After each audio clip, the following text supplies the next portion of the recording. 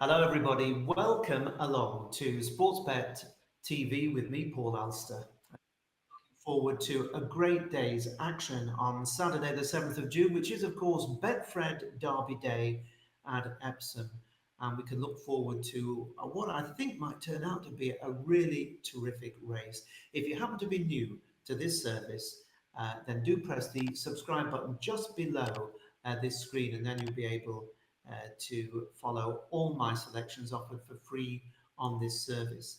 If you're interested in more selections, then I tip much more regularly at Out in Front, which is my subscription service at Patreon, the link for which can be found in the description box just below this screen. And we're getting really into some marvelous racing now, and I'm going to be offering plenty of tips throughout this month and in following months, with not only this Epsom meeting coming up, but we're not very far out now from Royal Ascot, and that's coming up in what, about 10, 11 days' time. So there's so much to look forward to, and the monthly membership is very, very well worthwhile. If you're not interested in the monthly, then it's not quite as cost effective, but you can just pay for my selections on a daily basis on whatever day you choose as you go along. And indeed, we're in very good form at Out in Front because the May total there was a profit of £230 to the recommended £10 each way regular bets.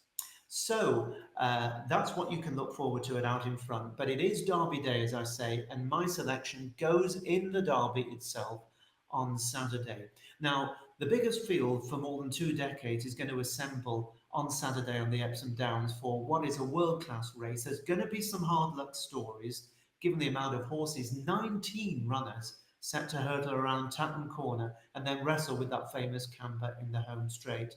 Now, there has been rain overnight Thursday into Friday, and the going has changed to good to soft, good in places. And there are reports that there could be a few more rain showers by the time the race is run, so we could possibly have good to soft ground. Now, Delacroix, trained by the great Aidan O'Brien, has been clear favourite for this race since the poor run of his stable companion, the Lion in Winter, in the Dante Stakes. Now, the dual Leopardstown Group 3 winner this season has looked an ideal Derby candidate, and with Ryan Moore choosing Delacroix ahead of the Lion in Winter, and the Chester Vase winner Lambourne also for Aidan O'Brien, there's every reason to believe that Delacroix could go very close indeed to winning, given his amazing record in the race. And of course, he's on a potential hat-trick in the Derby. Don't forget that after the wins of Auguste Rodin and City of Troy. So despite drifting a little bit in the betting, he's still just about heading the market. Delacroix is a horse that's sure to be on the premises. Now, there were plenty of excuses made for the Lion in Winter when he was only 6th into Dante's Stakes at York last month. But I think that more than his 3-length defeat, the concern was his temperament, as he got really sweaty before the race, then pulled his chance away early in the contest. He may well have been very fresh, and he might be calm at this time, but there is a big risk attached, I think, for those who support him, given all the hullabaloo that there is at Epsom on Derby Day, that long way down to the start, and the huge noise that there's going to be from the crowd all the way around the track. There isn't a lot I can say against Lambourne, though, who won really well at Chester. I can see him finishing in the first 5 or 6, but I've just got a feeling he may just come up a touch short on the day. Now, the one challenging for favouritism in the market is Ruling Court, trained by Charlie Appleby for Godolphin, a really smart juvenile who has made the transition to classic winner look fairly easy when running out a game winner over the possibly unlucky Fields of Gold in the Betfred 2000 Guineas at Newmarket a month ago. Now, Fields of Gold, the runner-up, well and truly franked the form, of course, when he bolted up in the Irish equivalent. The €2.3 million Justify Colt Ruling Court, though, is a high-class horse. Question is, will he stay the extra 4 furlongs? His pedigree suggests that 1.25 miles might be his optimum trip, so his supporters, and if you're one of them, you'll be holding your breath once he passes the 2 furlong from home marker, because you'll probably know pretty quickly how much juice he's got left in the tank. Pride of Arras for Rafe Beckett was really impressive when he destroyed his rivals in the Dante Stakes at York. Demisius for Jonathan Thady Gosden doing best of the rest when staying on to finish a length and a quarter second. Now, the runner-up may be slightly flattered by his proximity to Pride of Aris, who appear to have plenty left in the locker, and jockey Russell Ryan has been really bullish about him seeing out the longer trip and handling the track. Meanwhile, Demisius has reportedly been pleasing his connection, the Gosdens, since York, and is definitely entitled to respect given his progressive profile and the fact that John Gosden really does know how to win this race.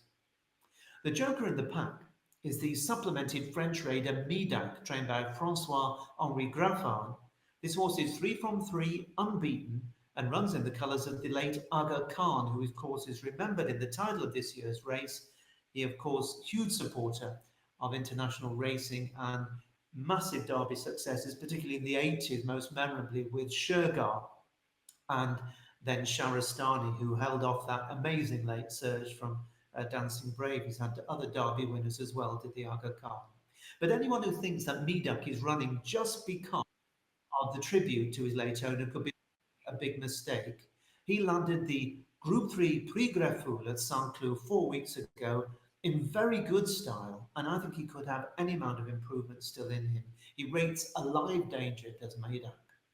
Stanhope Gardens had little more than a canter round when he hacked up in a conditions race specially arranged for him at Salisbury recently, but the Rafe Beckett trained colt is spoken of very highly by his handler and on his next second, check it out, to Delacroix in the Group 3 Autumn Stakes at Newmarket last autumn, then Stanhope Gardens has a definite chance if he stays. And just one more to mention this huge field at a big price, maybe 150 to 1 some places. The Owen Burrows trained Al Wassell Storm could run well for a long way. He won a nice little race at Chester, but this is a huge step up in class. And the potential big improvement though he is, I expect he'll be out of the frame. But that said, Al Wassell Storm might have more horses behind him than in front of him when he crosses the line. And so to my selection. Well, I'm going to be backing 2 in the Derby. One of them I've already highlighted over at Out in Front at a shorter price. But here at Sportsbet, my selection is a horse I think you should give a really close look at. His name is Tornado Alert. He's trained by Saeed bin Saror and is the mount of Oisin Murphy. He runs for Godolphin and he is my long shot in the race. I believe that this horse, who was 4th in the 2,000 guineas, no less, has a proper chance, given that his trainer seems absolutely convinced that this is more his trip. And he also reported the colt only around 80 to 85% fit when he led for much of the way at HQ in the 2,000 guineas. Now, if you watch the race, he took them along, came down the hill into the dip, then got outpaced, and you would expect him to have dropped away in such a hot race, but he actually rallied and stayed on again to hold 4th. That, I think, suggests that he was crying out for a trip. His pedigree also gives a lot of cause for optimism that he'll stay, because his half-brother is a Grade 1 winner over 1.5 miles in Australia, a really good horse. So there is every chance that he will last out the distance. And also, I'd love to see Saeed bin Saror back in the big time in Britain, as he's been such a great trainer for so many years. He hasn't been getting the quality of horses from Godolphin that he did for so long, with Charlie Appleby taking over as Sheikh Mohammed's #1. But let's not forget, and it is remarkable, that it was bin Saror that sent out Lantara to win the Derby, went on to win the Arc, of course, as well. And Lantara, ridden by Walter Swinburne, won the race 30 years ago. It is very, very hard to believe it was 30 years ago that Lantara won for Saeed bin Saror. Now, Tornado Alert is available at 33 to 1 each way for 4 places with most big firms at the time of this recording on Friday late morning. And I think he's going to run a really, really big race. He's a neat little horse. He's not a big, heavy horse. He's a neat, well-balanced horse. I think the track will suit him as well. And so Tornado Alert is my choice. As I mentioned earlier, if you're interested in more of my selections for Derby Day, and of course I also have selections for Sunday as well, and as we build up through next week, moving on to through next weekend to Royal Ascot, you can check all that out at my out in front link in the description box below the screen. But that's it for this weekend. Let's hope the Derby is a real spectacle, that all the horses and jockeys come back safely, and hopefully we can show a nice little profit one way or the other. Best of luck. Bye bye for now.